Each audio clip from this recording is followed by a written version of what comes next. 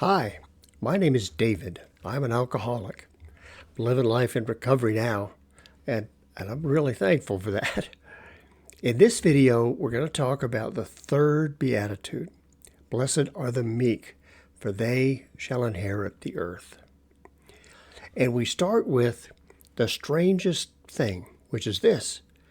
Meek is used here in the beatitude doesn't really mean meek at all like we use the word today.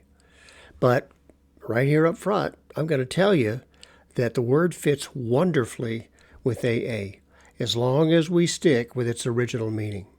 So stay with me on this, because it's really cool. If I were to ask, what does the word meek mean to you? You'd probably think of a person who doesn't want to stand out in a crowd. Someone who's shy but obedient. Someone who would go the direction you point if you just gave them the tiniest push, right? Well, let's go back to the original Greek, to the word that later translated as meek. It doesn't mean anything like it does today. It was originally a Greek military word. It was their term for the best horses, the strongest, the quickest, the most fearless, but at the same time, the most loyal and obedient to their masters. These ones were described as with the adjective praus. These they kept as the most valuable for their fighting men. And this same term, praus, is the term that's used at this point in this beatitude. Well, how on earth did brave, courageous, strong, but loyal, how did that turn into meek? Well, let's talk about that, just real quick. The word used in Latin means one strong, courageous, but loyal and obedient person among a great host, all of whom share those same qualities. And that makes a lot of sense in terms of this beatitude.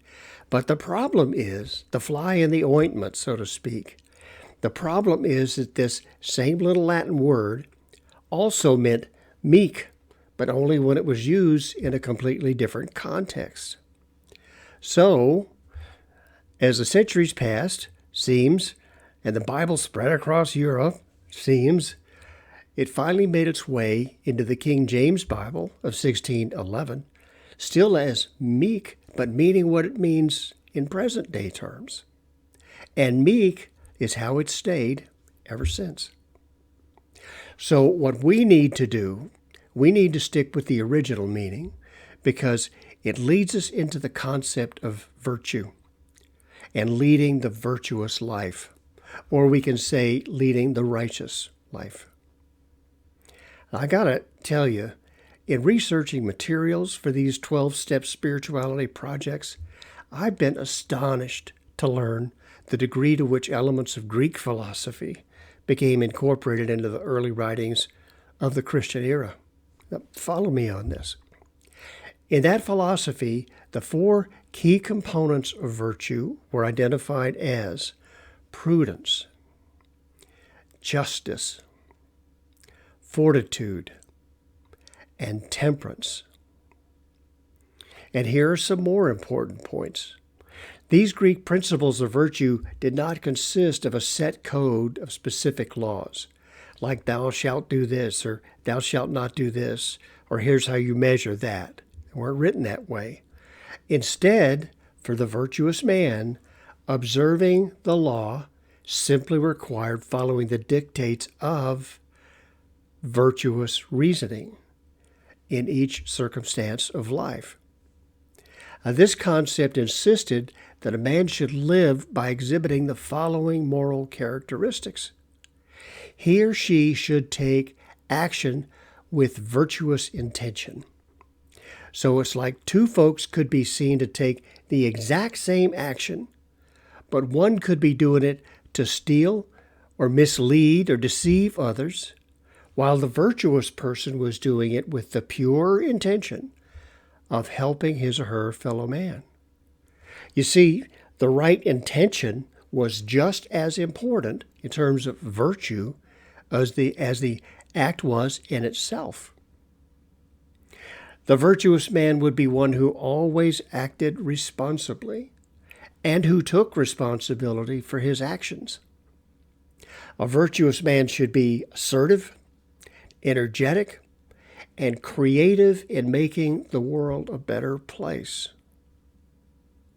A virtuous man should be courageous but obedient to authority, so long as the authority was appropriate and the reasoning was virtuous. And this applied to everything. A person should be virtuous with respect to both spiritual and practical matters, all of it. So see, I think that St. Paul, while he was traveling through Gentile cities like Corinth and Rome and writing his epistles, I think he managed to convey his fascination with the teachings of Jesus of Nazareth by aligning elements of Jesus' teachings with key elements of the dominant Greek philosophy, as long as they worked. Non-Jews found the virtuous sage of their Greek philosophy in the character of Jesus Christ. He physically embodied their ideal of the virtuous man. Jews found in the character of Jesus, the Son of God, a human embodiment of the Old Testament promise of a redeeming Savior. So this enabled this incredible fusion of these two ancient traditions. It solved problems for both Jew and non-Jew who were seeking spiritual progress by following these teachings of this guy, Jesus Christ. And I think that's so really cool. I had never been taught that before. I had never heard that before. It is so cool. So, now, what of the second part of the Beatitude? They shall inherit the earth. As in the second Beatitude, this line leads us back to Isaiah and to the Psalms. Both speak of inheriting the earth or inheriting the land. And if we switch back to the original Greek, this phrase translates as, they shall be tenanting the land, from the word to be a tenant. They shall be tenanting the land. So in other words, in both the Hebrew as well as in the Greek traditions, it shall not be the fierce ravagers or the bloodthirsty pillagers. No, it shall be the steadfast, the virtuous, the righteous, and above all, those who are obedient to God. It will be these who inherit the earth, reflecting that ages-old metaphor of the promised land. But now, as recovering alcoholics and addicts, what does this have to do with us? How or where are we supposed to gain anything like these virtues of prudence, justice, fortitude, and temperance? How does this help us to stay clean and sober? How does this help us be of service to others? What special joy does this bring to us? Well, I'll tell you my answer.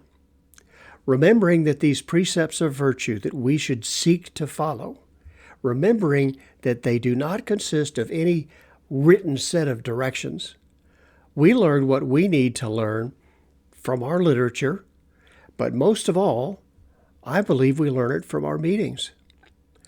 Sitting eye to eye, we hear how other people came to find virtue in their hearts and actions. We get it from what I like to call the wisdom of the crowd. Think about it. If we're diligent about attending our meetings, we sit with probably 100 to 150 other people over the course of a week. We do this over and over. We do it week after week after week. Over the course of time, we pick up lessons of guidance and virtue from literally thousands of people. We sit with all of these people, most of whom we don't even know outside of the rooms, and we talk and we share about one big thing: how to lead in the face of this cunning, baffling, powerful disease of alcoholism and addiction. And in the midst of this all too faulty world, we learn how to lead a sober and serene life. we sift through and we internalize key insights about the intangibles of virtuous living from these deep, honest, rich human archives of experience, strength, and hope. How does this help us today? Well, think about it. Today, we learn this as an ongoing, real-time experience. We're not saving up graces for the afterlife. We're not waiting for a sudden intervention from God above. Instead, we're learning bit by bit every day how to lead a better, happier, more fruitful life. We learn from those who are facing the same challenges that we're facing. We're just going for it day by day, every day. And always, as we make continuous spiritual progress, we move ever more steadily towards that bright, dawning awareness of our own fantastic spiritual awakening as we understand it. And I believe that that's how we learn about leading a virtuous life. It's from the people living right here on the street where we live. Thanks so much for joining in.